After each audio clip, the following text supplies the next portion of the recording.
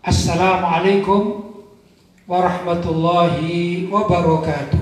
Waalaikumsalam warahmatullahi wabarakatuh. Alhamdulillah, wassalatu wassalamu ala rasulillah Sayyidina Muhammad ibn Abdillah wa ala alihi wa sahbihi wa man walah, wa la hawla wa la quwata illa billah, amma ba'd. Ikhwani rahimakumullah, malam hari ini kita diberi anugerah oleh Allah Subhanahu wa taala, yaitu dapat tetap berkumpul di majelis ta'lim Ribat Al-Murtadha yang sangat mulia ini. Mudah-mudahan Allah berkenan menerima amal ibadah kita dan dijadikan oleh Allah Subhanahu wa taala sebagai amal yang pahalanya berlipat ganda. Terutama kita berada pada malam hari di bulan suci Ramadan, yang mana pahala-pahala amal kebaikan itu akan dilipat gandakan oleh Allah 10 kali lipat hingga 700 kali lipat. Mudah-mudahan kita mendapat yang terbanyak. Amin. Ya ikhwan, malam hari ini kita akan berbicara atau membaca salah satu dari artikel yang saya tulis dengan judul 7 kemuliaan bagi pecinta ulama. Jadi fokus kita adalah mencintai para ulama, ya. Perlu diketahui bahwasanya Allah SWT menjadikan para ulama itu adalah orang-orang yang sangat mulia derajatnya di sisi Allah Subhanahu wa taala. Allah berfirman, Bismillahirrahmanirrahim, yarfa'illahu alladhina amanu minkum walladhina utul ilma darajat. Ya. Yarfa'illahu alladhina amanu minkum, sungguh Allah akan mengangkat orang-orang yang beriman di antara kalian. Mengangkat maksudnya mengangkat derajat, ya. Walladzina utul ilma, dan orang-orang yang diberi ilmu yaitu para ulama, darajat, beberapa derajat.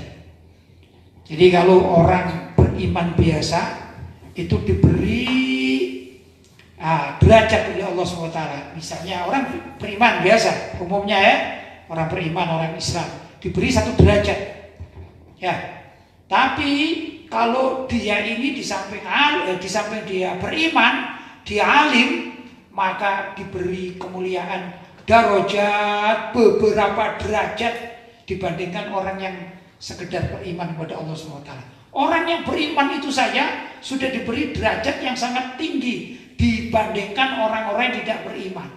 Tapi orang yang diberi ilmu yaitu alim, maka derajatnya dilipat gandakan, darajat luar biasa, ya.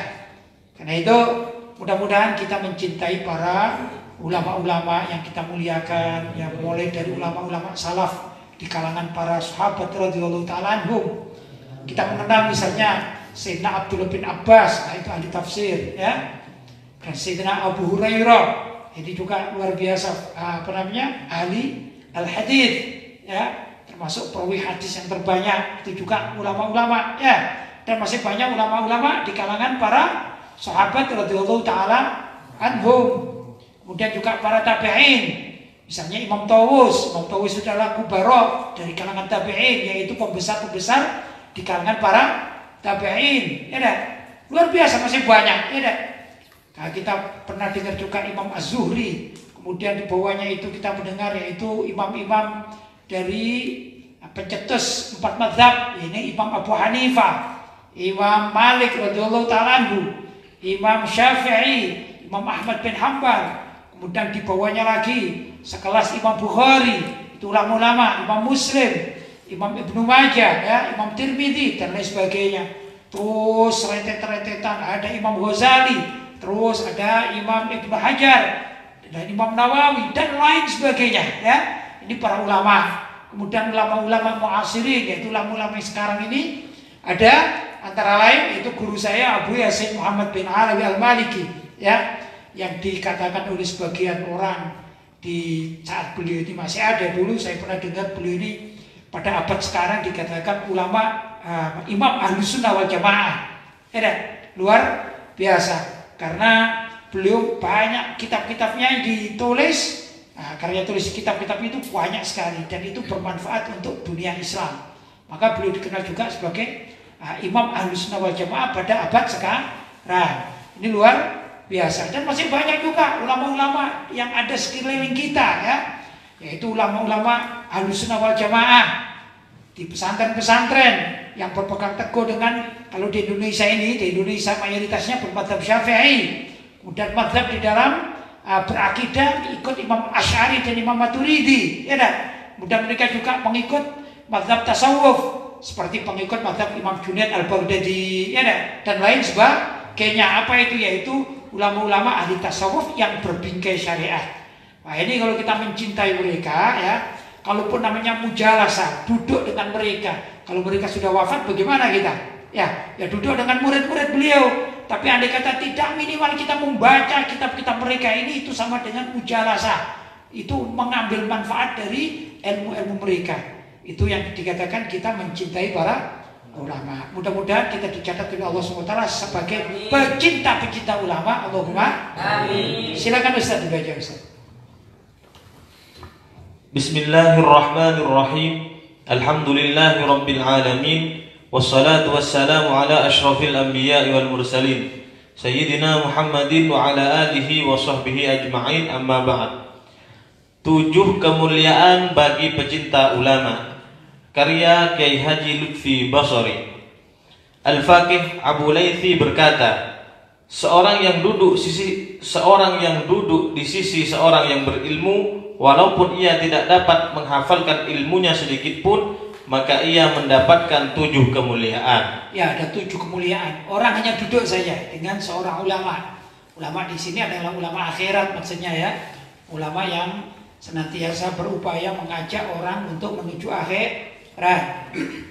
Itu kalaupun ada orang senang duduk dengan para ulama semacam itu, walaupun tidak paham ini, misalnya tidak paham atau tidak bisa menulis apa sih yang dikatakan oleh sang ulama tersebut, tidak bisa, dia hanya mendengarkan saja. Ya, yang penting dia masuk, alhamdulillah, 1 huruf ada yang masuk. Ya, itu manfaat, sangat manfaat dan barokah. Mau duduk dengan ulama saja barokah. Termasuk orang-orang yang dicintai Allah SWT, yaitu kalau ada orang yang senang duduknya dengan para ulama. Sebaliknya, ada orang yang diam dia tapi dibenci oleh Allah SWT. Apa itu? Yaitu orang yang senang duduk dengan penjahat. Dia tidak ikut berbuat kejahatan, tapi karena senang duduk dengan para penjahat, maka Allah tidak suka dengan orang tersebut. Ya, Sayyidina Luqman Al-Hakim radhiyallahu taala anhu, beliau adalah seorang wali minal auliya yang namanya dikenang di dalam Al-Quran. Beliau bukan seorang nabi, tapi diyakini sebagai seorang wali, kekasih Allah, orang soleh. Ya, itu berkata atau pesan kepada putra-putranya atau anaknya, ya bunayya, wahai anakku, alaika bimujalasatil ulama, hendaklah kalian senantiasa duduk menyertai para ulama, wasma' kalamal hukama, dan juga hendaklah kalian senantiasa mendengarkan kalimat nasihat ahlul hikmah. Ahlul hikmah itu orang suka nasihat, ya. Karena ada orang, kalau orang ulama itu biasanya membahas tentang hukum halal dan haram ya. Tapi kalau ahli hikmah biasa dikatakan misalnya duduk sama ahli hikmah, sebut saya ini ahli hikmah misalnya, maka tidak banyak mengatakan ini hal haram, tapi gini, kamu ya kalau misalnya duduk di malam hari ya zikirlah kepada Allah. Nah, itu ahli hikmah. Kalau orang yang zikir kepada Allah itu akan diingat oleh Allah. Nah, kayak gitu-gitu namanya ahli hikmah. Suka nasihat, tapi memang orangnya orang soleh, suka nasihat ya.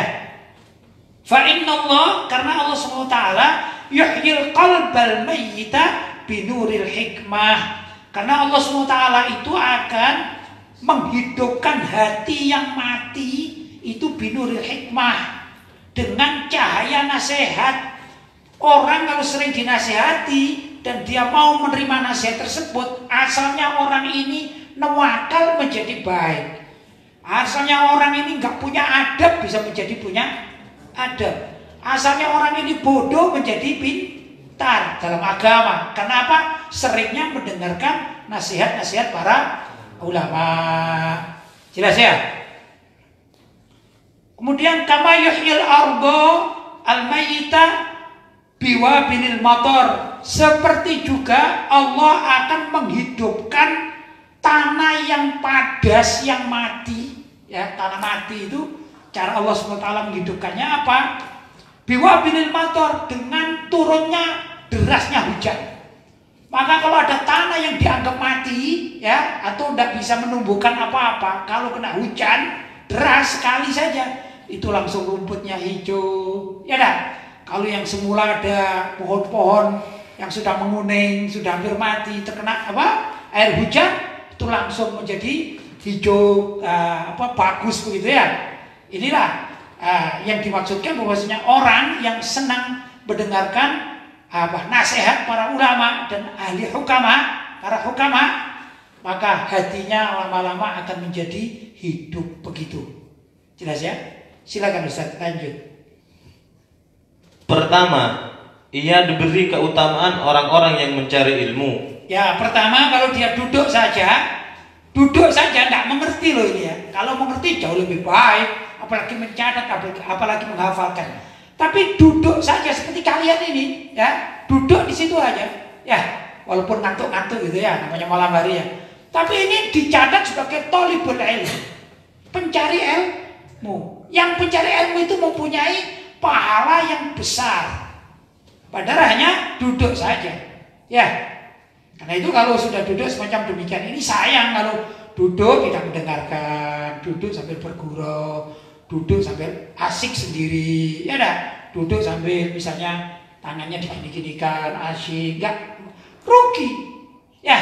Karena apa? Ada ilmu yang disampaikan, tapi kitanya yang enggak peduli. Lihat sana misalnya, ada kan gitu kadang orang duduk itu gak serius itu, ngaji tapi gak serius. Ada ustadznya itu tapi matanya ke sana, ke sini. Ini sayang. Walaupun dia masih lebih mulia daripada orang yang tidak ada di majelis taklim, tapi rugi. Kenapa rugi? Itu para ulama ya memberikan ilmunya. Kalau ada satu kalimat atau satu huruf dari ilmu para ulama itu didengarkan dan tertambat dalam hatinya, nyantol kata orang Jawa, maka orang tersebut akan mendapatkan hikmah yang besar, ya. Dan kalau ilmu sudah didapatkan, maka dia bukan sekedar pencari ilmu, tapi ilmunya ditambahi oleh Allah Subhanahu wa Ta'ala. Jelas ya? Lanjut Ustaz. Kedua, selama ia masih berada di sisi orang yang berilmu, maka ia tercegah dari segala macam dosa. Ya, kalau dia ini masih berada di sisi orang yang berilmu, ya, juga dalam majelis taklim demikian ini, maka dosanya akan diampuni oleh Allah Subhanahu wa Ta'ala. Luar biasa. Duduknya saja, ya dah, kita di majelis taklim seperti ini, dosa kita diampuni oleh Allah Subhanahu wa Ta'ala. Luar biasa. Ya. Karena kalau kita habis berbuat dosa di mana gitu, gimana caranya tobat, tidak tahu, waduh gini, ya cari majelis taklim. Duduk di sana sambil baca istighfar, sambil mendengarkan ilmu yang disampaikan oleh dai-nya atau ulamanya atau ustadznya atau kiainya atau pengasuhnya, didengarkan. Maka itu termasuk salah satu cara untuk bertobat kepada Allah Subhanahu wa Ta'ala. Luar biasa. Lanjut. Ketiga, jika seorang keluar dari rumahnya menuju tempat orang alim, maka rahmat akan turun kepadanya. Syuf, orang yang keluar dari rumahnya ini menuju ke rumahnya orang alim, ya, mau di situ ada pengajian atau mau bertamu atau sowan, ya, yang jelas dia ini mau ingin bertemu sama orang alim, maka itu Allah menurunkan rahmat kepadanya. Luar biasa, ya. Jadi kita berjalan ke rumahnya Syekh Fulan, atau mungkin kalau di Indonesia ada Habib Fulan, Kiai Fulan yang benar-benar mengajak kita kepada baikan, ya. Itu apa yang terjadi? Selama kita keluar, mulai dari melangkah di depan pintu rumah sampai ketemu dengan Syekh Fulan, Kiai Fulan, ulama Fulan, Habib Fulan, Ustadz Fulan, niat kita untuk silaturahim, apalagi mau mengaji, itu Allah menurunkan rahmatnya kepada orang tersebut. Luar biasa, ya. Lanjut Ustaz. Keempat, jika seorang duduk di majelis taklim, maka ketenangan dan rahmat akan turun kepadanya. Ya, kalau sudah duduk seperti kalian ini ya, maka Allah menurunkan rahmat. Jangan ditolak rahmat Allah. Loh, kok bisa menolak rahmat Allah? Ya nggak mau dengerin. Kan kata Nabi Shallallahu Alaihi Wasallam kan begini, semua umatku ini akan masuk surga kecuali yang nggak mau. Loh, kok nggak mau? Iya. Loh, kok nggak mau gimana sih? Iya, karena dia nggak taat kepadaku, dia bermaksiat kepadaku, kata Nabi. Maka yang nggak taat dan nggak bermaksiat, yang bermaksiat itu ya, atau menolak ajaranku itu sama dengan apa, yaitu enggan masuk surga. Demikian ini juga. Semua kalian ini mendapatkan rahmat oleh Allah SWT. Tatkala duduk di masjid taklim itu mendapatkan rahmat dari Allah SWT. Kecuali yang nggak mau. Apa yang nggak mau? Kata orang Malang itu karena no reken. Tahu apa no reken? Nggak ngereken, nggak peduli. Main sendiri, main tangannya, gini-gini kan. Ini, wah main bukunya ya. Itu sama dengan menolak rahmat. Sayang kan? Allah menurunkan rahmat di bulan Ramadan. Misalnya ada gini, asik-asik.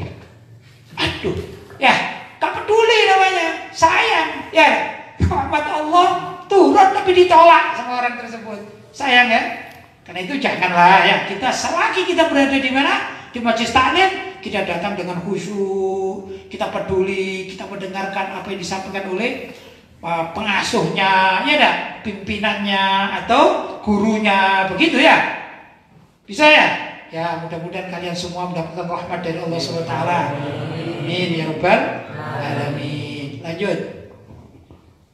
Kelima, selama ia masih mendengarkan ilmu pengetahuan, maka ia ditulis berbuat ketaatan. Subhanallah. Selama dia mencari ilmu pengetahuan di dalam keagamaan, dia dicatat min ahli taqwa, termasuk orang yang bertakwa. Dia betul-betul memperhatikan dan mencari ilmu. Dia ingat, oh guruku mengatakan begini. Dia ini termasuk min ahli taqwa. Subhanallah. Ya dah. Padahal dia datang ke situ untuk apa? Mencari ilmu agama. Dia betul-betul peduli. Kayak ini para santri, masya Allah ya, aktif gitu ya. Subhanallah. Nah, ini termasuk min ahli taqwa. Dicatat. Allahumma amin. Amin. Allahumma amin. Lanjut Ustaz. Keenam, jika seorang mendengar majelis taklim dan ia tidak memahami pengetahuannya sehingga hatinya kecewa karena ia tidak mengerti, maka kekecewaan itu akan mendudukkan dirinya dengan kedudukan tinggi di sisi Allah. Allah Subhanahu wa taala berfirman, aku akan membela orang-orang yang hatinya kecewa karenaku. Ya, ada orang ingin belajar ilmu agama, tapi seorang guru menerangkan kan macam-macam ya. Karena ada kalanya ini gurunya, maaf ya, ilmunya ini ibarat ibarat orang pemain sopir mobil itu memang sudah kelasnya ini kelas go-kart gitu ya, kelas lomba-lomba itu ya. Terus ada yang ingin baru nyopir nih. Jangankan nyopir mobil itu, wong namanya klakson aja nggak paham dia. Nah, yang gurunya ini menerangkan sudah, ini kalau tekongan begini ya, ini sudah tinggi kelasnya ya gitu. Dia kecewa dia. Saya hadir di majelis Ustadz Fulan ini, ulama Fulan ini, Kiai Fulan ini, Abu Fulan ini, saya nggak paham ya. Karena memang saya masih baru pemula ini. Masih pinginnya ngaji alif bakta, beliaunya sudah mengajarkan urusan halal dan haram. Saya nggak paham saya. Ya dah. Karena ada orang demikian. Saya pribadi punya pengalaman. Ya. Dulu waktu berangkat ke Mekah, ke tempat guru saya Abu Said Muhammad bin Al-Maliki, ya, itu saya masih betul-betul mentah. Nggak ngerti apa-apa yang bisa dikatakan ilmunya ilmu alif bakta. Padahal guru saya ini mengajar dengan bahasa Arab. Saya nggak begitu paham bahasa Arab. Ya sudah, dengerin aja gitu. Ya. Kecewa enggak? Ya pasti kecewa. Ngaji tapi nggak paham. Semua yang paham saya nggak paham, kan kecewa. Itu maksudnya begitu ya. Karena di sana kan beda. Mengajarnya Abu Yazid Muhammad bin Alawi Al-Maliki ya. Ini mengajarnya pakai bahasa Arab. Saya hanya ngerti mahada kita. Wah, ini susah ya. Akhirnya apa? Ya nggak paham. Tapi lama-lama kan diberi kepahaman oleh Allah. Ya, karena mau peduli. Kan begitu. Nah, orang yang kecewa karena Allah, kecewanya kan bukan apa-apa, saya nggak paham ya. Ya, saya nggak paham ini gimana itu. Mungkin di arah para santri ini ada biasanya yang pertama kali belajar ilmu faraid itu susah memahaminya. Gurunya sudah menerangkan, sudah detail, tapi karena ini santri baru, tidak ngerti. Ini kan pembagian waris. Ini termasuk adalah apa? Min ahlil warathah.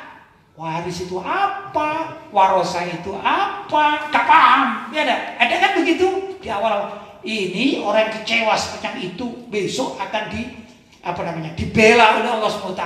Kenapa? Karena dia ini kecewa bukan karena keduniaan. Dia kecewa karena mengaji gak paham.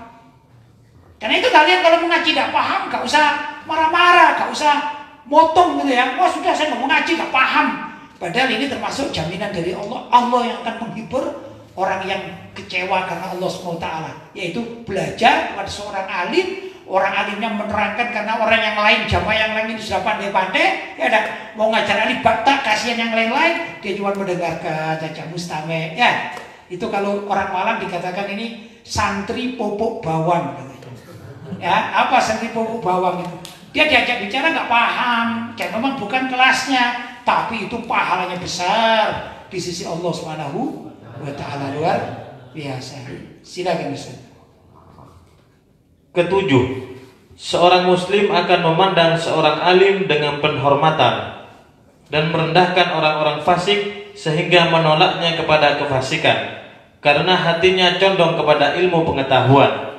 Karena itulah Nabi Muhammad SAW menyuruh umatnya selalu bergaul erat dengan orang-orang yang soleh. Ya, orang muslim, ya kita alhamdulillah ya, kalau memandang seorang yang alim itu pasti dengan penghormatan karena kita tahu, ya dah. Dan kalau ada orang fasik, maka kita melihatnya, orang muslim melihat orang fasik itu ya gak seneng kan gitu ya. Ini sudah naluri manusia. Orang fasik punya penjahat lagi. Kalau kita melihat orang alim sebagai kita orang muslim dan mukmin kepada Allah SWT, kita ahli ibadah, memandang ketemu orang alim seneng gak? Seneng. Kalau ketemu penjahat gimana ini? Pasti tidak suka. Ya, karena itu hendaklah umat Islam pandai-pandai mencari kawan atau pergaulan. Jangan sampai bergaul dengan orang-orang yang jahat, tapi bergaullah dengan orang-orang yang alim. Karena bergaul dengan orang-orang yang alim, yang soleh, itu akan membawa ketenangan hati, membawa keberkahan dalam hidup, bahkan berpengaruh kelak sampai di akhirat pun demikian ya. Luar biasa. Lanjut Ustaz.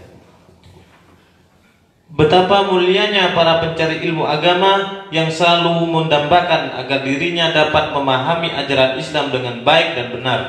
Di antara cara untuk mendapatkan ilmu yang sesuai dengan ajaran Rasulullah SAW adalah selalu mendekatkan diri kepada para ulama sebagai pewaris Rasulullah SAW. Ya. Jadi para pencari ilmu seperti kalian-kalian dan kita, saya juga begitu, saya suka mencari ilmu tetap ya. Kata Abu Yazid Muhammad Al-Maliki ini mengajarkan kita ini, murid-muridnya dikatakan, lazil tatoliban, engkau ini tetap kapanpun tetap menjadi pencari ilmu. Maka kita perlu juga orang-orang sudah mengaji, ustaz-ustaz ini berdiskusi, bertanya kepada yang lebih pintar, dan setiap orang kan pasti mempunyai pengalaman yang berbeda-beda ya. Dalam diskusi antara asatidzah, antar guru-guru ini pasti ada yang dalam bab ini fulan ini lebih pintar, maka dia menjadi pencari ilmu. Dalam bab ini yang ustadz satunya lebih pintar. Itu kalau di kalangan orang-orang yang ahli agama. Saya pun juga bergaul dengan para ulama-ulama sehingga karena kita diskusi. Kadang saya mengambil ilmu dari fulan bin fulan ya. Fulan bin fulan ngambil dari temennya ngambil dari apa yang kita kasih, demikian seterusnya. Itu namanya lazil tato liban, engkau senantiasa toliban mencari ilmu. Ya, apalagi para santri kan begitu. Nah, maka orang yang masih meletakkan dirinya sebagai pencari ilmu, maka akan mendapatkan ilmu dengan sebaik-baiknya asalkan disesuaikan dengan ajaran yang telah diajarkan oleh baginda Nabi Muhammad Sallallahu Alaihi Wasallam. Antara lain apa itu ajaran Nabi?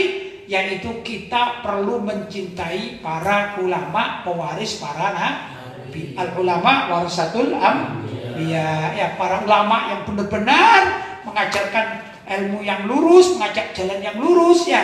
Maka mereka adalah pewaris para nabi. Dan pewaris para nabi itu berhak untuk dihormati oleh umat Islam. Kita sebagai umat Islam wajib memuliakan mereka, yaitu ahlul ilmi, para ulama. Tapi sekali lagi ini ulama akhirat ya, bukan ulama mencari dunia. Kalau ada orang yang pinter mencari ilmu tapi khusus untuk mengumpulkan kekayaan, ilmunya memang sengaja cari ilmu dengan titel yang tinggi misalnya, ya macam-macam titel itu ya, tapi dipergunakan untuk gimana caranya dengan tanda tangan saya bisa mencairkan dana dari Amerika, dari Cina, misalnya dari Jepang ya, dengan ilmunya. Nih aku adalah tokoh ya. Tapi kalau kalian kepingin dapat suaraku, aku beri suara. Hei orang-orang Amerika, hei orang-orang Jepang, hei orang-orang Tiongkok, hei orang-orang Cina, ya dah.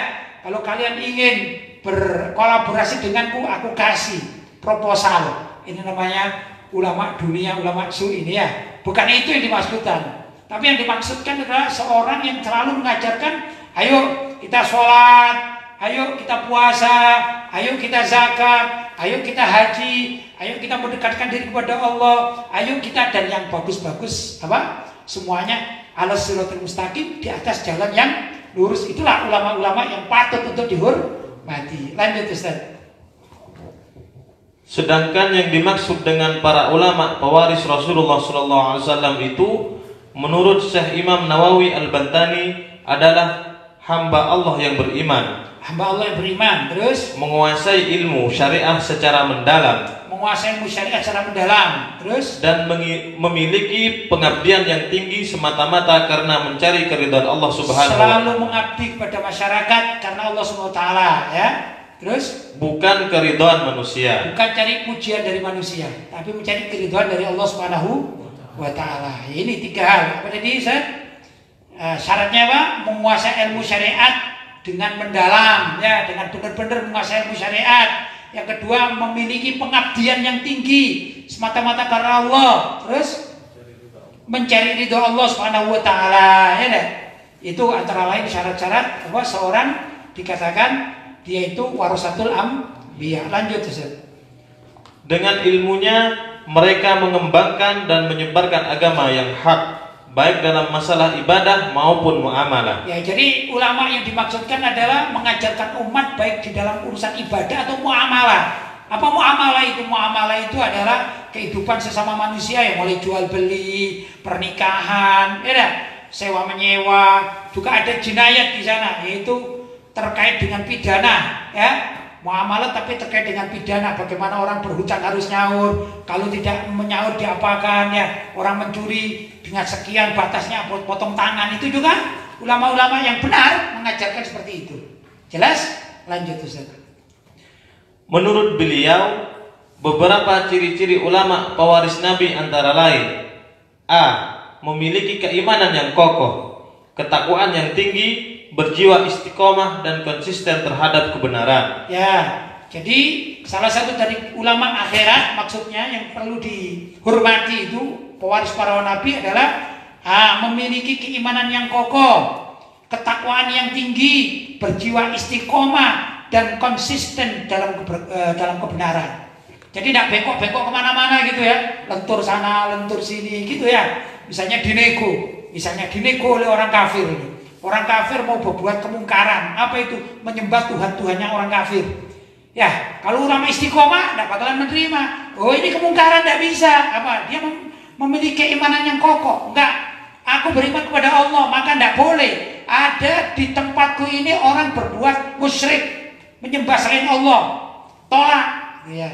Kemudian dia mempunyai ketakwaan yang tinggi. Kalau dia misalnya dirayu, Pak Kiai, gimana kalau kami akan mendirikan tempat ibadah untuk menyembah Tuhan kami, ya dah, gimana lah, kita bisa diskusi lah, ini ada sedikit uang ya, ini cuman ini 0,5 miliar gitu ya. Nah, kalau orang punya keimanan yang kokoh, ketakwaan yang benar, oh enggak, kita hidup cuma sebentar, enggak ngurusi uang berapa? 0,5 miliar. Jangankan 0,5 miliar, nyawaku enggak bisa dibeli 1 triliun. Kok 0,5 miliar? Imanku enggak bisa dibeli. Begitu namanya punya ketakwaan yang kokoh, yang tinggi, berjiwa istiqomah. Dia istiqomah aja, dia menjalankan syariat agamanya secara istiqomah. Tidak tengok sana, tidak tengok sini. Wah, ini kan demi kemanusiaan. Ya, bagaimana kalau kita kolaborasi saja ya? Sehari aku beriman kepadamu, sehari engkau ikut agamaku, seperti yang pernah disodorkan, ditawarkan kepada Nabi Muhammad SAW oleh orang-orang kafir Quraisy. Ya dah. Ya cobalah engkau Pak Ustadz ya. Aku besok ikut berjamaah di mana? Di masjidmu Pak Ustadz. Tapi nanti hari Minggu engkau ikut di gerejaku ya. Kalau hari apa ikut di sinagogku. Gimana Pak Ustadz? Kita kan selalu bersama-sama. Ini namanya penjual agama, tidak konsisten. Yang mau namanya nggak konsisten di dalam keyakinannya dan juga dalam kebenarannya, tidak istiqomah. Ya, naudzubillah min dzalik. Itu bukan ulama yang patut kita hormati, bukan. Itu bukan pewaris para nabi, tapi penjual-penjual akidah. Naudzubillah min dzalik. Lanjut Ustaz. B. Memiliki sifat-sifat kerasulan, jujur, yaitu siddiq, amanah, cerdas, fatonah, dan menyampaikan tabligh. Ya, jadi seorang pewaris para nabi itu maksudnya adalah ulama-ulama yang jujur. Ya dah. Kalau dititipi uang, itu uang dari masyarakat, nggak masuk kantongnya, dah. Dititipi uang negara, nggak dikorupsi. Namanya jujur dia. Amanat juga begitu, dia memang orangnya amanat. Ya, kalau sekarang diberi amanat jabatan, wah. Ini kan sudah dapat jabatan lagi amanat, ini amanat ke masyarakat yang memilih. Tapi gimana ya? Kan aku belum kaya ini. Ya mending cari kekayaan dulu lah, urusan masyarakat ya nanti lah. Gitu. Nggak amanat namanya. Nggak amanat dalam jabatan. Ada orang seperti gini?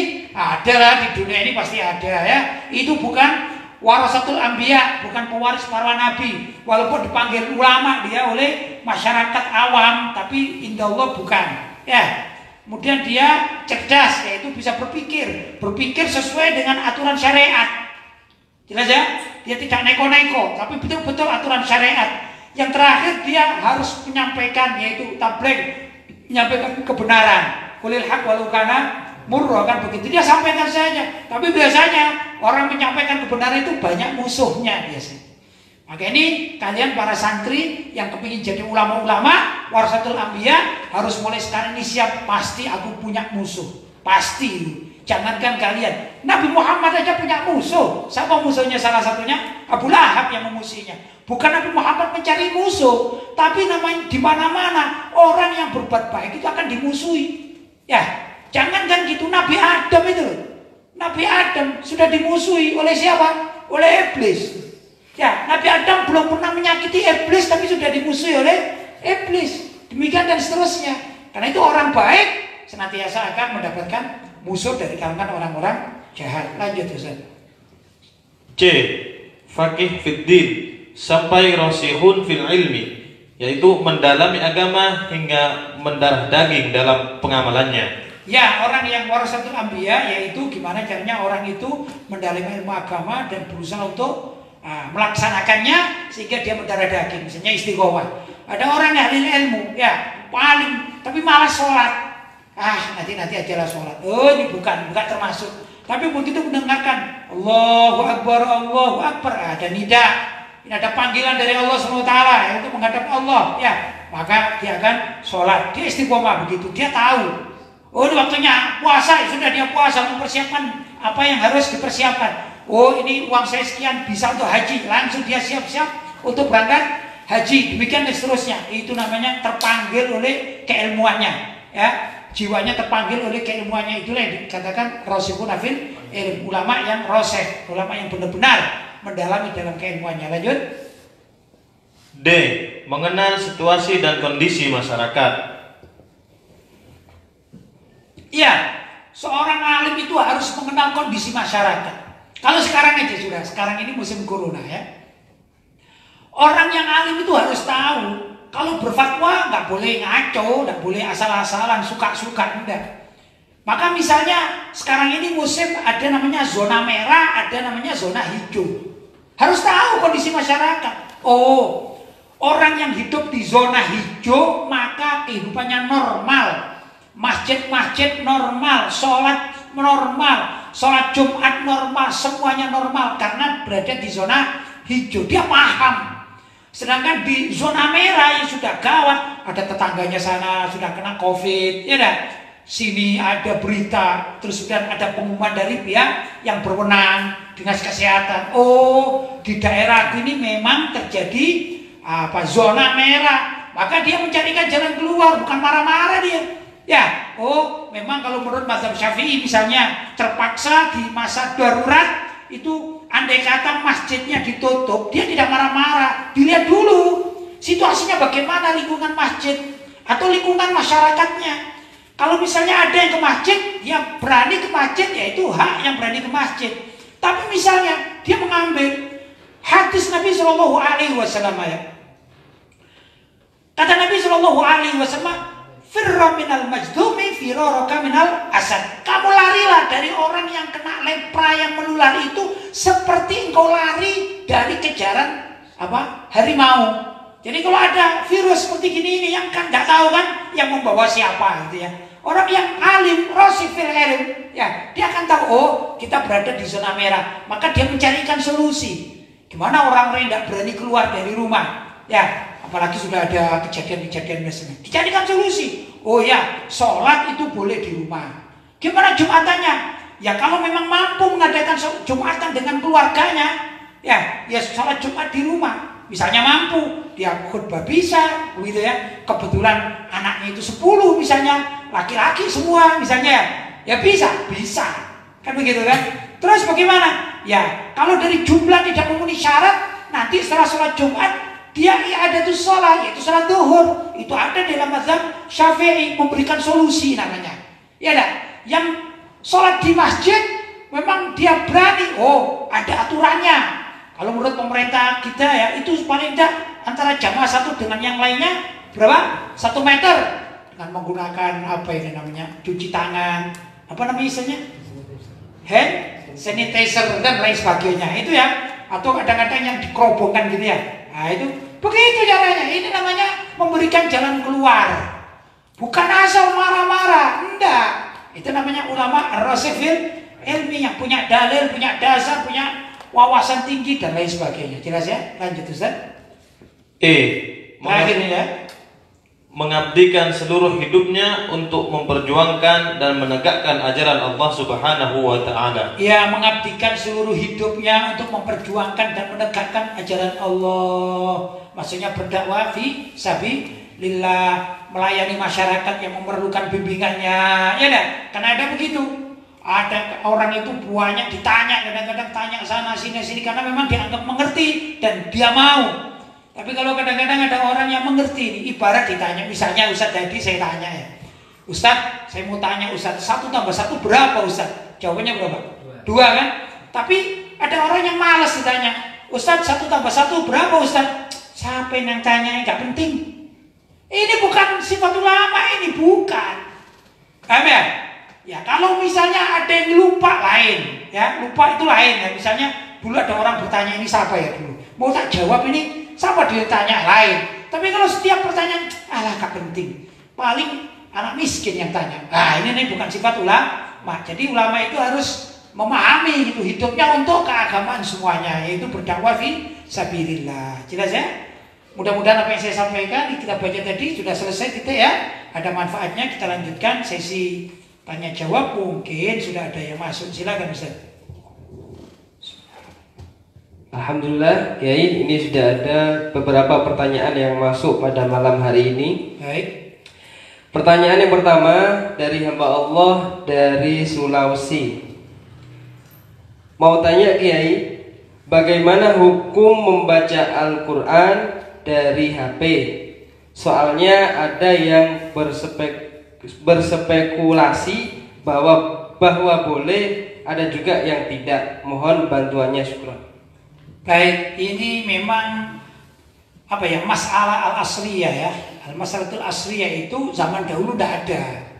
Zaman imam-imam mujtahid kan tidak ada handphone kan, ya adanya sekarang. Android pun juga masih berapa tahun belakangan ini kan. Dulu HP kita HP jadul kan gitu ya. Nah, kalau sekarang ada Android akhirnya bisa digunakan untuk apa? Membuka Al-Quran gitu ya. Nah, saya membaca dari sekian banyak ada perbedaan pendapat. Tadi sudah dikatakan ada yang mengatakan boleh, ada yang mengatakan tidak. Ya, saya mengambil jalan tengah. Pertama begini, sebagian ulama juga mengatakan membaca Al-Quran lewat HP Android boleh apa tidak boleh? Hukumnya boleh. Ini dulu, hukumnya boleh. Ya. Gimana kalau ada orang, kalau ada orang tidak punya wudhu, nah ini jadi masalah ya. Tidak punya wudhu, kemudian membawa HP yang di dalamnya ada Al-Qurannya ini. Maka selagi HP-nya tidak hidup, tidak apa-apa, disaku tidak apa-apa. Tapi kalau HP-nya sedang hidup dan di layarnya itu kliknya itu Al-Quran, maka wajib berwudhu. Nah ini yang tengah-tengah, mu'tadil. Ya, pertama boleh.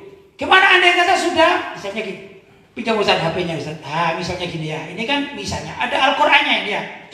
Nah, tatkala dibuka dan kita membaca Bismillahirrahmanirrahim, Alif Lam Mim, gitu ya. Kita wajib dalam keadaan punya wudhu. Misalnya mau kentut dimatikan saja.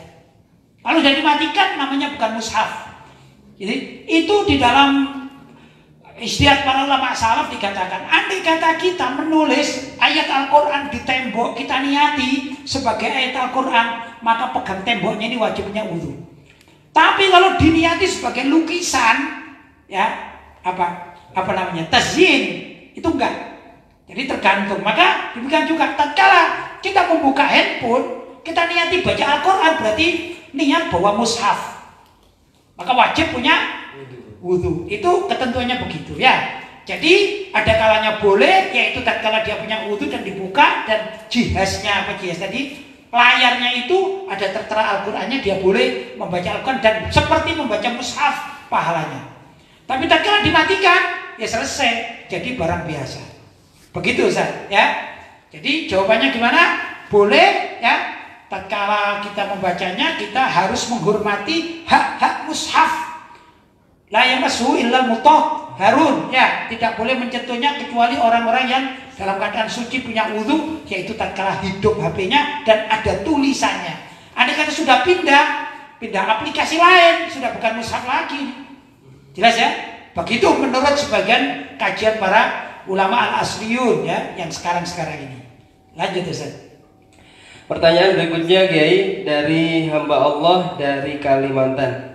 Assalamualaikum warahmatullahi wabarakatuh. Waalaikumsalam warahmatullahi wabarakatuh. Kiai mau tanya, misalnya ada orang yang sudah berusia 50 tahun, tapi dia mulai balik meninggalkan sholat. Mulai balik ya, sampai usia 50 tahun ya. Baik. Ternyata setelah umur 50 tahun dia sadar ya, dan berniat untuk mengqadha sholatnya. 50 tahun ya, mengkodok. Jadi kalau baliknya 15 tahun ya usianya, berapa itu?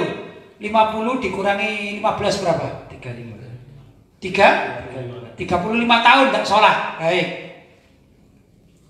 Ternyata belum selesai mengqadha semua, orangnya meninggal dunia. Bagaimana dengan sisa sholatnya? Misalnya mengkodoknya 25 tahun gitu ya, mengkodok meninggal dunia, sisa berapa? 10 tahun gitu ya. Pertama begini, bahwasanya ada ibadah yang harus dikerjakan sendiri yang tidak bisa diwakilkan. Ya, nah ini dalam hadis Nabi Shallallahu Alaihi Wasallam disebutkan, la yasumu ahadun an ahadin, wala yusalli bi ahad, wala yusalli ahadun an ahadin. Ya, maksudnya begini, orang itu tidak boleh berpuasa niat untuk orang lain. Jelas? Ya, misalnya Ustadz Burhan ini malas puasa, terus bilang sama saya, bisa enggak bantu saya? Bantu saya. Apa bantunya? Sama puasa atas nama saya, nanti tak kasih duit, misalnya. Boleh enggak? Enggak boleh. Sama dengan sholat. Saya ini agak capek ini, malam ini, Mbak, pingin sholat saya. Tapi pingin sholat tapi malas. Gimana kalau sampean aja yang sholat atas nama saya?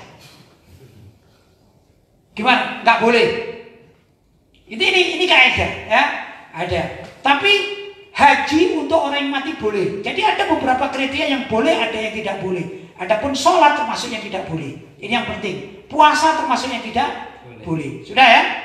Itu tepat menggunakan dalil wa alaisa lil insan illa ma sa'a. Sesungguhnya apa yang dikerjakan ya, apa yang dimiliki pahala dari seseorang itu, misalnya Ustaz Burhan, illa ma sa'a, kecuali apa yang dikerjakan. Itu sholat.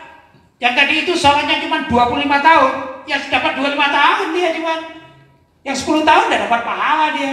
Ya, begitu. Apakah bisa digantikan? Tadi itu nggak bisa menurut pendapat ini. Jelas? Tapi, ada tapi. Sebagian ulama mengatakan ahli warisnya berhak untuk sholat gitu, yang pahalanya sholat sunnah atau sholat wajib, yang pahalanya dihadiahkan kepada si mayit tersebut, bukan menggantikan sholatnya. Begitu. Sebagian ulama mengatakan ya paling tidak bersedekahlah sebanyak nilai pahalanya yang ditinggalkan kalau 10 tahun. Dianggap satu waktunya 1 mud misalnya, berarti kali 10 tahun gitu ya, 5 kali 1 mud kali 5 kali 10 tahun. Tapi itu bukan pengganti itu. Hanya kita Ahlussunnah wal Jamaah kan meyakini bahwasanya amalan orang hidup pahalanya bisa dikirim kepada si mayit. Si mayit ini belum selesai menunaikan tugasnya, yaitu hutangnya, tapi dapat kiriman, sehingga ini ada pahala lain ya yang bisa menjabel atau memenuhi lah. Harapannya begitu. Hanya itu saja yang bisa diharapkan. Karena itu ya ikhwan, orang sesakit apapun wajib sholat, tidak bisa dibadali atau digantikan. Bahkan ulama-ulama kita mengajarkan, andai kata ada orang yang masih sadar, tangannya lumpuh, kakinya lumpuh, badannya lumpuh, lehernya lumpuh, yang tidak lumpuh cuma matanya saja, maka dia tetap wajib sholat karena sholatnya tidak bisa digantikan, tidak bisa diwakili. Gimana ya begini jadi, Allahu Akbar ibarat, atau mungkin dengan lisannya ya, biar mudah ya, lisannya dengan matanya yang masih bisa hidup, semuanya mati sudah ya, maka dia begini, Allahu Akbar, Allahu Akbar, Sami Allahu liman hamidah, Allahu Akbar, Allahu Akbar, pakai isyarat mata, itu wajib. Tapi begitu, karena apa? Karena tidak bisa diwakili. Ya, jelas. Sekali lagi, sholat tidak bisa diwakili, puasa tidak bisa diwakili. Itu namanya ibadah mahdoh, ibadah yang murni, ibadah yang tidak bisa diwakili. Selesai? Ya. Tapi kalau dia meninggal dunia, dia kurang berapa tadi? 10 tahun. Misalnya ini ada keluarganya, bahkan handai taulannya, kawan-kawannya, kasihan orang itu loh, saya tahu kok dia sudah tobat, kasihan sekali, pingin menyelesaikan. Ayo kita sedekah, pahalanya disampaikan kepada orang tersebut. Ya kan? Kita beramal ibadah, kita baca doa untuknya, kita mohonkan ampun kepada Allah, kita bacakan Yasin, kita tahlili, bila perlu ditahlili tiap hari. Ya kan? Kemudian kalau ada ahli warisnya kepingin sholat dan pahalanya dikirimkan sama si mayat tersebut, maka boleh. Bukan berarti sebagai apa tadi pengganti sholatnya, tapi ibarat begini, ibarat ini bangunannya, ya ini bangunan. Terus ada yang cowok, ya sudah ada yang lubang di sini. Itu kan kalau digantikan dengan batu batanya sulit. Ya kalau enggak digantilah dengan triplek misalnya, usah ditutupi ya dan lain sebagainya, atau bahan yang lain gitu. Misalnya dari timah, tapi gak sama dengan aslinya gitu loh. Tapi masih bisa untuk menutupinya, menyempurnakannya. Ibarat begitu, jelas ya? Baik, lanjut. Pertanyaan berikutnya dari hamba Allah dari Bekasi. Baik. Mohon maaf, sekedar bertanya Pak Kiai. Baik. Ada ungkapan sejarah itu akan berulang. Kalau dari kacamata Islam itu bagaimana? Benarkah pernyataan tersebut? Dan apakah boleh atau tidak berdosa kita menganggap seperti itu? Sejarah itu akan berulang atau akan terulang gitu ya. Itu ada kalimat sejarah akan terulang. Begini, ada 2 kalimat ini. Kalau dikatakan sejarah boleh terulang, itu tak apa-apa hukumnya. Tapi kalau sejarah pasti terulang, tidak boleh. Kenapa? Karena yang menentukan kepastian itu Allah, bukan prediksi kita. Di dalam ayat Al-Qur'an kan ada itu lah. Ya, wala taqulanna li syai'in inni fa'ilun dzalika ghadan illa ayyasha Allah. Wala taqulanna li syai'in, jangan kalian mengatakan pada sesuatu inni fa'ilun dzalika ghadan, aku pasti akan mengerjakan itu esok. Illa insya Allah, tapi katakanlah insya Allah. Misalnya di Ini kalau kita secara umum ya, misalnya Ustadz Hadi ini rumahnya di mana Ustadz? Di Bantul. Bantul ya. Saya bilang, Ustadz Hadi, saya besok akan ke Bantul. Ustadz tadi bilang kan, pasti itu. Ya, saya pasti akan ke Bantul. Tidak boleh. Yang boleh, insya Allah saya akan ke Bantul. Keinginan saya kuat, besok saya ke Bantul, itu boleh. Karena apa? Belum tentu malam ini saya masih hidup.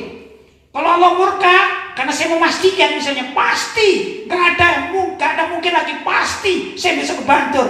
Ternyata malam ini dicabut, gimana? Allah kan bisa aja berkehendak demikian, ya. Jadi kalau dikatakan kembali lagi, sejarah itu boleh terulang, namanya boleh. Boleh itu mungkin terulang, mungkin tidak, tapi boleh terulang itu, ya, dan sejarah. Begitu. Indonesia ini dulu dijajah Belanda.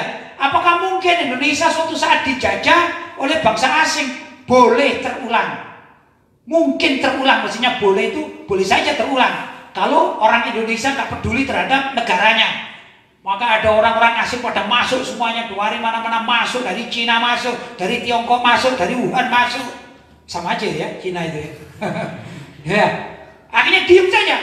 Maka bisa saja Indonesia ini terjajah. Walaupun dulu dijajah oleh Belanda, mungkin ke depan dijajah oleh Cina, mungkin juga Cina Tiongkok sana misalnya.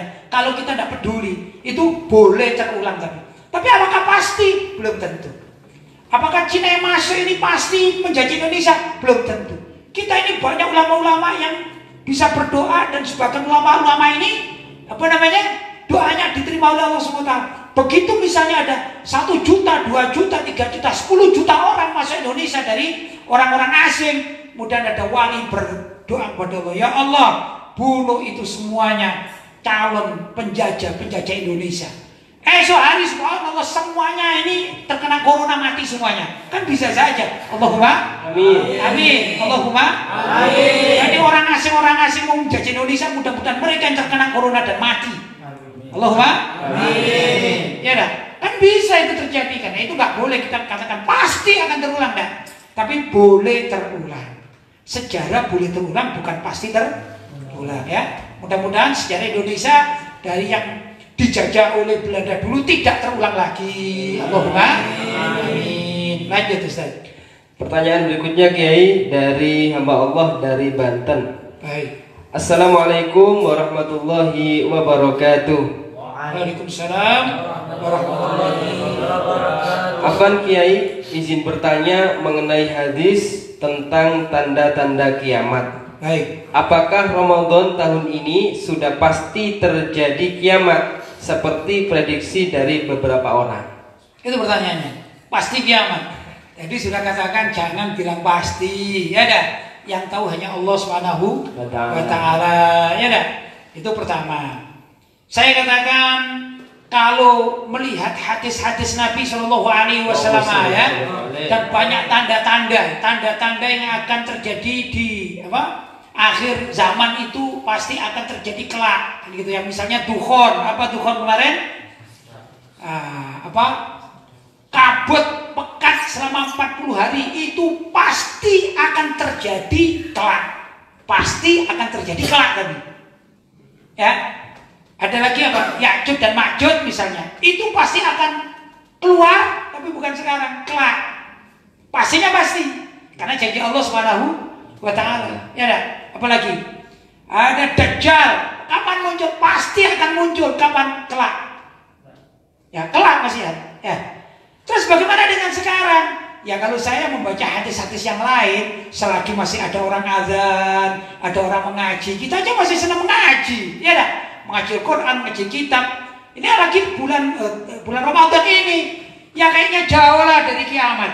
Karena masih banyak orang azan. Walaupun sebagian masjid ditutup gara-gara corona. Tapi apakah semua masjid itu nggak azan? Enggak. Maksudnya mungkin jamaahnya nggak hadir, tapi di mana-mana kan azan kan? Bahkan di HP kita ini bisa azan. Betul ya? Di TV azan nggak? Masih ada azan. Jadi masih jauh menurut saya. Kalau tahun ini ya masih jauh. Gimana dengan prediksi ada meteor akan jatuh? Iya, mungkin itu tanda-tanda kiamat. Tapi namanya alamatun sughra. Alamatun sughra. Tanda kecil Mas. Kalau alamatun kubro, alamat sudah itu, sudah ada Dukhon, ya dah, sudah ada Ya'juj dan Ma'juj, sudah ada Adabah, apa hewan yang tingginya itu kalau dalam beberapa hadis ya, tingginya itu kakinya di mana? Di bumi, kepalanya di langit. Kalau dia ini mengejar orang dan akan membunuh orang, siapa sih yang dikejar ya dah, dia orang yang dikejar tidak akan bisa luput dari kejarannya. Kalau ada orang yang mengejar si Dabah ini, hewan yang akan muncul di akhir zaman, tidak mampu. Sudah ada apa belum? Belum ada, yang ada di TV aja kan, film-film anak-anak itu ya. Film apa namanya itu? Seperti lawannya apa namanya? Satria Baja Hitam itu kan ada kan ya. Wah, itu kan kayak menghancurkan dunia, itu kan film aja ya. Nah, itu kan belum terjadi gitu loh. Terus Imam Mahdi juga belum turun, belum muncul Imam Mahdi. Nabi Isa belum turun. Jadi kalau tahun ini ya kayaknya enggak lah. Ini pendapat saya ya. Loh, kok bisa begitu? Iya, sesuai dengan hadis-hadis yang lain. Jadi kejadian-kejadian, misalnya ada sungai di Furat ya, sungai Efrat itu yang mengering. Ya, mengering memang itu termasuk tanda kiamat, tapi masih tanda sugro, alamat sugro. Ya mungkin kan nanti ada hujan akan tumbuh lagi kan begitu.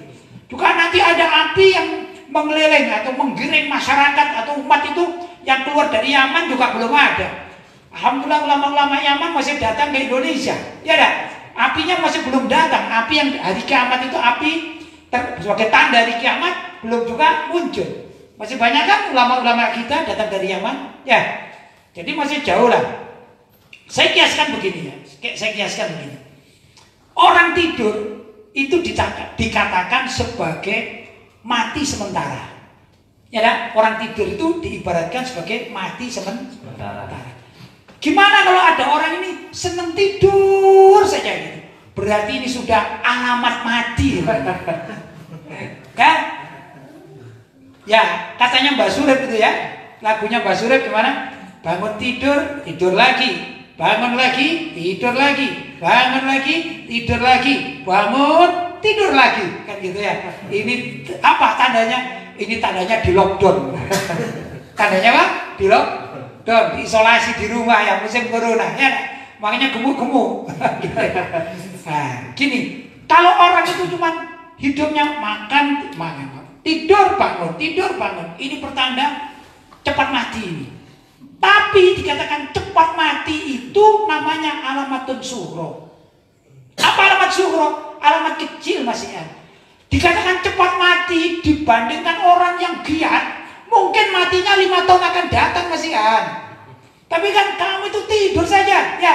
Bahkan dibangunkan ini, Kak, bangun, ayo bangun dia. Wih, jangan-jangan sudah mati. Orang kan bilang gitu kan, karena tidur dianggap mati kecil kan gitu ya. Beda dengan nazar. Nazar itu sakaratul maut, ya memang sudah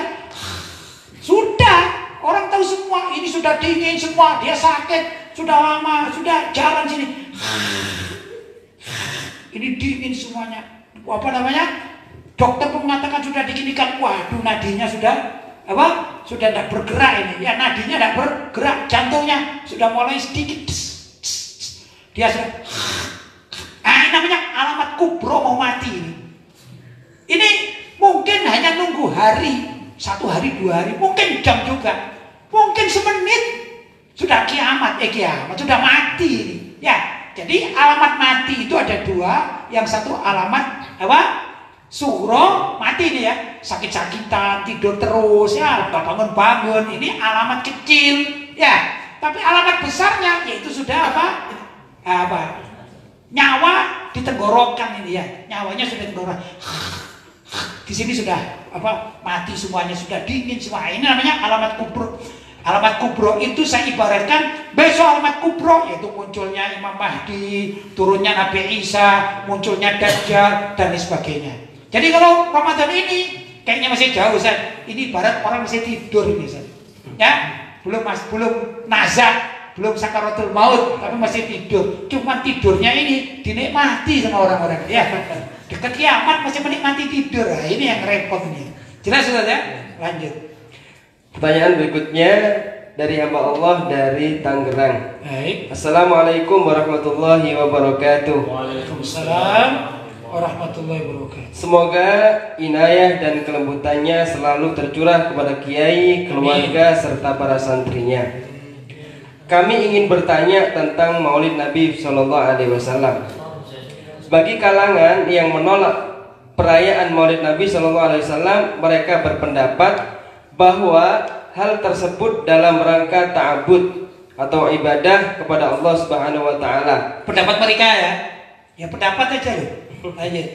Sedangkan ada kaidah fikih yaitu al aslu fil ibadah at-tahrim. Hukum asal suatu ibadah itu haram. Ya, lanjut. Namun bagi kita yang merayakannya berpendapat bahwa itu bukan ta'abud, melainkan tradisi atau adat istiadat. Ya. Seperti yang pernah kami pelajari sebuah qaul dari Abul Husain Al-Hasani Al-Hashimi dalam karya Al-Ihtifal bil Maulid An-Nabawi. Beliau pernah berkata, tidak ada satupun umat muslim yang menganggap maulid itu sebagai ibadah. Maksudnya ibadah mahdoh maksudnya. Ya. Hal senada juga pernah dikatakan oleh Sayyid Muhammad bin Alawi Al-Maliki bahwa maulid itu tradisi bukan ibadah. Ya, bukan ibadah mahdoh gitu ya. Maka karena hukum asal tradisi itu mubah, tidak mengapa melakukan tradisi seperti maulid. Ya. Yang jadi pertanyaan kami dalam pelaksanaan Maulid Nabi Shallallahu Alaihi Wasallam, khususnya kami orang Betawi dan umumnya Aswaja, itu ada semacam kewajiban untuk membaca rawi berjanji. Semacam ya, merasa semacam kewajiban, padahal tidak wajib itu ya. Padahal tidak wajib hukumnya. Lanjut. Tidak sah Maulid kalau tidak membaca rawi meskipun sepasal atau dua pasal. Ya itu kan perasaan saja ya. Perasaan. Lanjut. Sedangkan pembacaan rawi itu tujuannya agar kita ingat sejarah atau riwayat dari Nabi Shallallahu Alaihi Wasallam. Ya. Tapi masalahnya kami tidak tahu atau tidak paham apa arti dari pembacaan rawi tersebut. Ya biar belajar Ustaz. Ya. Bukankah itu termasuk ibadah? Karena suatu yang tidak difahami tapi tetap harus dikerjakan sebagaimana ibadah sholat. Meskipun tidak paham apa yang dibaca, namun tetap harus dikerjakan. Mohon pencerahannya Kiai, terima kasih. Ya, jadi yang perlu dipahami oleh masyarakat bahwasanya Maulid Nabi itu tidak wajib dilakukan. Ya, perayaannya maksudnya ya, tidak wajib dilakukan, tidak. Andai kata orang itu tidak merayakan Maulid Nabi, tidak sampai kufur. Ya. Nggak begitu jadi, wah kamu udah Maulid Nabi berarti kufur, kamu kafir. Nggak ada yang mengatakan begitu. Ya, itu satu. Kemudian dalilnya apa sih orang melaksanakan Maulid Nabi? Pertama, Nabi itu loh, Nabi sendiri menghormati hari kelahirannya. Tatkala suatu saat Nabi itu diketahui puasa pada hari Senin. Ditanya, kenapa ya Rasulullah engkau puasa hari Senin? Dikatakan, fihi yauma wulidtu, karena di situ ada hari kelahiranku. Ya, lah hari kelahiranku itu namanya Maulid, Maulidur Rasul, hari kelahiran Nabi Shallallahu Alaihi Wasallam. Nabi Muhammad memeriahkannya setiap hari Senin, luar biasa. Terus karena setiap hari Senin menjadi adat, contoh adat contoh ya. Tatkala Nabi Muhammad Shallallahu Alaihi Wasallam masuk kota Madinah, beliau mendapati orang Yahudi berpuasa pada tanggal 10 Muharram atau Asyura. Itu adat. Kenapa? Adat yang dipertahankan mulai sejak zamannya Nabi Musa. Adat terus ya. Tapi Nabi Muhammad tidak mau sama dengan orang Yahudi. Maka adatnya orang Yahudi yang setiap tanggal 10 Muharram itu tetap berpuasa, tapi harus berbeda dengan orang Yahudi. Sumu yauman qablahu au yauman ba'dahu. Kamu berpuasanya seperti kita Ramadan ini loh. Yaitu mulai pagi tidak makan itu. Cuma adatnya orang Yahudi puasanya hanya tanggal 10, maka dirubah oleh Nabi. Aku tidak mau kalian hanya puasa tanggal 10 Muharram saja. Itu adatnya sama dengan adat orang sama adanya dengan orang Yahudi, maka kalian boleh berpuasa 9, 10 atau 10, 11. Itu adat. Tapi adatnya diisi puasa. Saya tanya, puasa itu maksiat tapi ibadah? Ibadah kan? Tak apa-apa, adat diisi ibadah, tak masalah. Demikian juga maulid Nabi. Nabi itu memperingati maulidnya setiap Senin dengan berpuasa. Itu adatnya Nabi berpuasa. Ada orang ingin memperingati maulid Nabi tapi dirinya tidak kuat berpuasa. Masa wajib? Tidak wajib. Cuman aku ingin bersedekah misalnya setiap hari Senin misalnya ya. Setiap hari Senin aku ingin bersedekah. Kenapa? Karena Nabi berpuasa sedangkan perutku ini suka makan. Tapi aku punya duit, ya sudahlah saya ganti. Tapi setiap hari Senin dia terus bersedekah. Itu adatnya dia setiap hari Senin bersedekah. Itu kan yang punya duit, Ustaz. Bagi kita-kita yang nggak punya duit, aduh daripada sedekah enggak, puasa dah kuat, baca sholawat lah. Ya dah. Sudah, ayo kalau maulid Nabi hari Senin kita baca sholawat, ya baca sholawat. Ya Nabi salam alaika, ya Rasul salam alaika. Boleh apa tidak boleh? Ya boleh lah. Siapa sih ngelarang orang baca sholawat? Tidak ada. Terus kalau ini rawi bagaimana? Rawi itu hikayat, ya dah. Sebagian orang ini paham, ya sebagian orang paham. Wa kana sallallahu alaihi wasallam ahsanan nasi khalqan wa khuluqa. Saya paham kok. Jadi saya senang ada dibaca di situ. Kalau ustaz tidak paham, jangan nyalakan yang paham dong. Kan gitu kan? Ustaz kalau kebetulan nggak paham, ya bertanya sama saya yang paham. Apa itu maksudnya? Begitu. Ya, bukan kemudian mentiadakan. Jadi pembacaan rawi itu nggak wajib, tapi afdal. Tapi kalau ada perasaan ya lain lagi, Ustaz. Ya, contoh begini. Kalian, mohon maaf ya, saya di sini sebagai guru ya, sebagai guru. Secara hukum fikih, apakah wajib? Hukum fikih loh ya. Apakah wajib seorang murid itu bersalaman dengan kiainya? Tidak wajib kok secara hukum fikih. Tapi secara hukum akhlak, hukum tasawuf, pantaskah seorang murid tidak mau salaman dengan gurunya? Gak pantas. Maka adatnya murid itu kalau ketemu gurunya bersalaman. Nah terus adat ini berkembang. Kadang-kadang orang di Jawa ini, kalau saya cuma salaman saja dengan guru saya, apalagi yang sudah berkeluarga atau bekerja gitu, rasanya nggak enak itu kalau nggak ngasih hadiah sama guru. Apalah mungkin ada uang 50.000 ya saya kasihkan guru. Itu adat.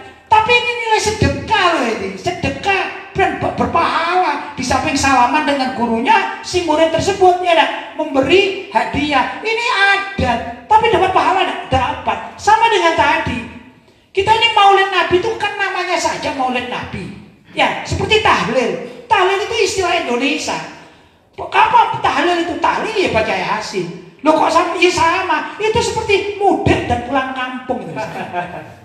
Mudik itu ya pulang kampung yang mudik, ya dah. Tahlilan itu ya baca Yasin itu dikatakan tahlilan. Kenapa? Karena Nabi perintah iqra'u Yasin ala mau takum, bacakan surat Yasin untuk mayat kalian. Dikemas di Indonesia, ditambahin la ilaha illallah, la ilaha illallah. Maka yang dimenangkan namanya apa? Tahlilan. Mungkin di sini yang dimenangkan namanya mudik bukan pulang kampung, gitu loh. Kan sama aja ini. Apanya yang salah gitu ya? Jadi tidak perlu dimasalahkan seperti ini. Jelas ya? Tahlilan, maulid Nabi, diisi yang baik-baik. Misalnya, ayo maulid Nabi kita tahun ini gak pakai sholawat ya, tapi pakai pengajian umum. Boleh atau tidak boleh? Boleh. Misalnya nih ya, maulid Nabi tahun ini gak ada namanya baca rawi atau apa, itu gak ada. Bahkan sholawat aja, sholawat yang seperti biasanya dengan lagu itu, misalnya gak ada. Kakak ya Nabi salam alaika. Cuman ini maulid Nabi. Saya mau emasnya nih. Langsung ceramah. Assalamualaikum warahmatullahi wabarakatuh. Saudara-saudara, ini hari ini adalah maulid Nabi. Kita syiarkan agama Nabi. Kita bela Nabi. Boleh tidak? Boleh. Tidak ada yang melarang. Jelas ya? Itu saya. Jadi nggak kaku kita ini ya. Dan kalimat adat itu ini ya. Adat itu kalau di Saudi atau di Mekah atau di mana-mana di negeri-negeri Arab, kalau kita melihat koran-koran itu ya, itu selalu dikatakan adat. Ini ada ya, adat wataqalid rasikho lil ailatil jazairiyah bimunasabatil maulidin Nabi Syarif. Jadi ada adat untuk bersama-sama, misalnya makan bersama gitu ya, atau mengadakan pengajian bersama. Untuk apa? Menghidupkan maulid Nabi, yaitu memperingati maulid Nabi dengan adat-adat segala macam adat yang baik-baik misalnya. Ya, Kalau di Indonesia ini adanya macam-macam. Boleh nggak boleh? Boleh. Salah satu adat membaca rawi itu adat. Salah satu adat membaca rawi. Saya nggak paham, ya ngaji aja kalau nggak paham. Kan begitu mestinya. Bukan nggak paham menyalahkan yang paham kan enggak kan? Itulah kurang lebih begitu. Jelas Ustaz ya? Masih ada? Sudah habis ya. Alhamdulillah sudah selesai. Mudah-mudahan ada manfaatnya. Amin. Mudah-mudahan Allah SWT membuka hati kita dan orang-orang yang anti maulid mudah-mudahan hatinya diberi hidayah menjadi Amin. cinta maulid. Karena dengan maulid itu berarti menghormati Nabi Muhammad Shallallahu Alaihi Wasallam. Barangkali itu ya ikhwan, apa yang dapat saya sampaikan. Mungkin ada kata-kata saya yang kurang tepat, saya mohon maaf yang sebesar-besarnya. Hadza ma aqulu lakum wal afu minkum. Wassalamualaikum warahmatullahi wabarakatuh. Waalaikumsalam warahmatullahi wabarakatuh.